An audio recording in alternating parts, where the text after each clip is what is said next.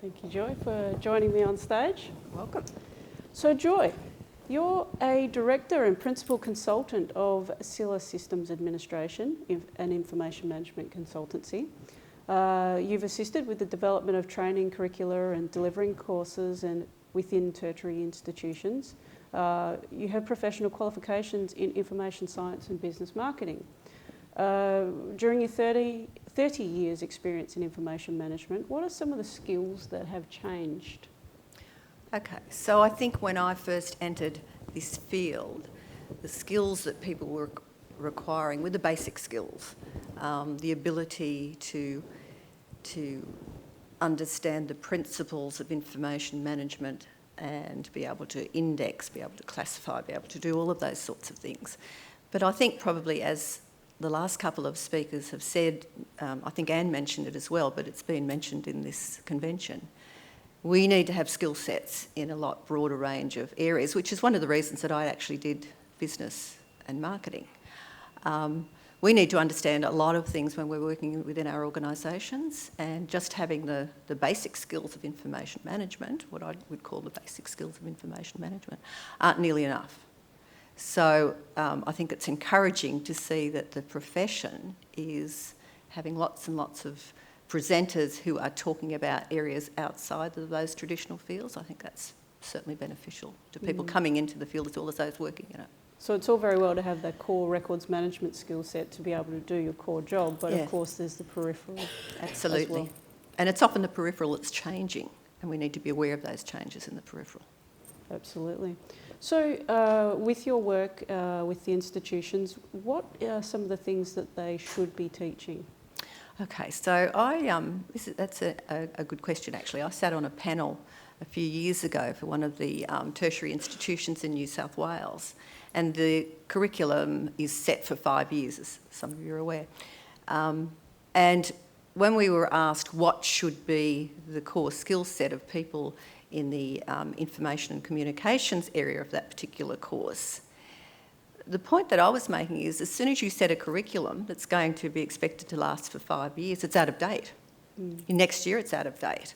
So what they need to be concentrating on is the ability to be flexible in the teaching institutions as well. We can't set, in our field, we can't set curricula that are going to sit there for 5 years because we're teaching the people who will come out won't have the skills that are needed to be adaptable to the field that they're working in. And if we're static for too long, we'll be behind. Absolutely.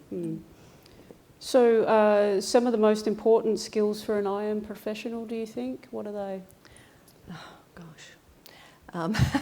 I had a careers advisor when I was still at high school, actually, that decided I had the skills to be a librarian. I'm not sure what they were.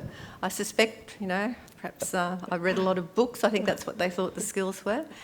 I don't know that you can actually pin that down to any particular area. It depends on the organisation you're working in. It depends on the people you're working with. And depending on that environment that you're in, you may need to develop your skills further than when you first come out of a tertiary institution. So, I'm not sure I answered your question, but That's okay, it's your answer. So what are some of the trends that you're seeing? All right, so I think some of the trends, and I'm not sure when something's a trend and when it's stating the bleeding obvious to everyone.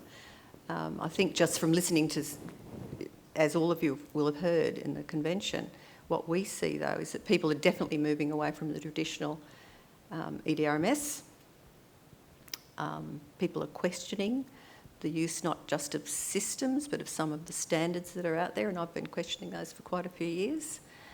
So I think the trend is that we're starting to become a mature profession, and we're starting to realise that some of the things that perhaps we thought were the rules and the standards of a few years ago are really not what's suiting our businesses and our organisations, and I think that's a really good thing. So some of the biggest challenges that you see? The biggest challenges, as I think everyone sees, is keeping abreast of the changes in technology. The biggest challenge also is, and I'm really encouraged to see all of the young new faces. I haven't been for one of these conventions for a few years, but getting the people into this profession has always been a challenge, and I think keeping those people here will be an ongoing challenge for this association. Engagement.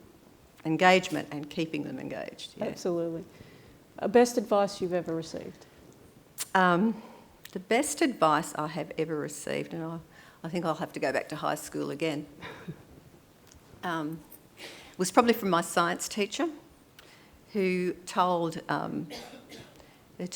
young females, and this is going back to the 70s, early 70s, telling young females that they shouldn't just think of their careers in the traditional female roles, but should think about science and moving outside those traditional roles. And that's certainly been the best advice. My first job was in a scientific field, and I think that's been an ongoing sort of challenge and questioning role that I've seen in my life. You mentioned your first job. What was that? The first job was in a laboratory with the CSIRO, and the laboratory I worked in was measuring standards for screws. This is where it gets a little bit rude. And it used to be known as the screw room. And the two managers of the screw room, the first manager of the screw room left after 12 months pregnant, and then I took over, and I left also after about 12 months pregnant. So it lived up to its reputation quite well. And that was a job for life, was it? Or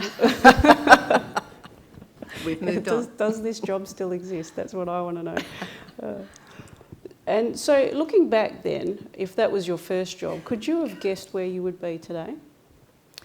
No, I don't think I could. I think I got, after leaving that particular position and having children, I became horribly bored and that sounds awful, my children are great, I shouldn't say that, it was just not the role for me.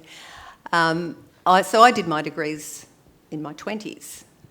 And I think just meeting people who seemed to be really enthusiastic about this field encouraged me to go into it. But it certainly wasn't something I had thought of initially. But I'm probably pleased that I went down this path. So at any point, did you plan your career once you started that journey? No, I didn't actually. Yeah. Certainly the role that I'm in now, I fell into. Yeah. Yeah. So you've fallen into this role and you've been doing it a little while? My goodness me. What, as a director and principal consultant, I think it's almost 30 years, I think. So what keeps you going then? I find it really rewarding. Yeah. I like being my own boss. I like only having to answer to myself and to my staff and to my clients. I like being in charge. Anything you would do different? I think, well, I don't know how you can do it differently, but I think having more confidence in yourself and your ability is something that I would try to perhaps have developed earlier. I mean, I think as you get older, you get more cynical and more wise.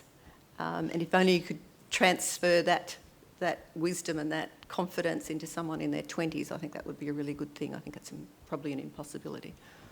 Best job? Best job is I would have to say my current job. Because of that very reason, I answer to myself, my staff and my customers. And you probably already answered the worst job, I guess. The worst job? No, not the screw room. No, okay. Definitely not. That was a great job. I loved that job. Just checking.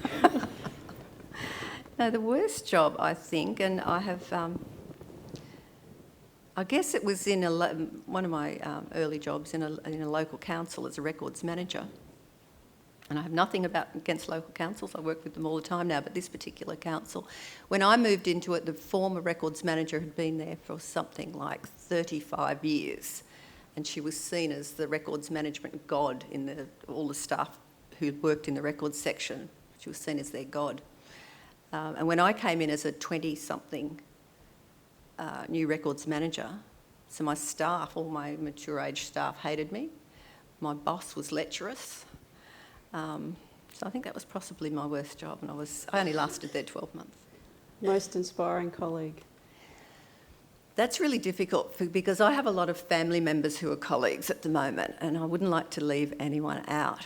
And I think instead of saying most inspiring colleague, I'd go back to what I said before. My science teacher was the most inspiring person because he encouraged me to think of non-traditional roles. All right, last question. What's on your desk right now? Which desk? Because I work from both home and from my office. Well, not very much, because he's a plug. We're trying to get as digital as we possibly can. Correct. So there's a computer there and not very a photo of my family, and that's about it. Fantastic. Ooh, okay. Surely that's a it. normal Surely day. that's it. A normal day. Come on, go. A normal day. My normal day is doing my work, getting home, pouring a glass of champagne, and getting into my jacuzzi. Well done. And that's Thank my you. fun and Thanks for being good sport.